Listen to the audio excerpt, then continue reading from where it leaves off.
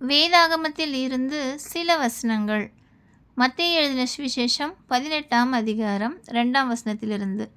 இயேசு ஒரு பிள்ளையை தம்மிடத்தில் அழைத்து அதை அவர்கள் நடுவே நிறுத்தி, நீங்கள் மனந்திரும்பி பிள்ளைகளைப் போல் ஆகாவிட்டால் பரலோக ராஜ்யத்தில் பிரவேசிக்க மாட்டீர்கள் என்று மெய்யாகவே மெய்யாகவே உங்களுக்கு சொல்கிறேன்.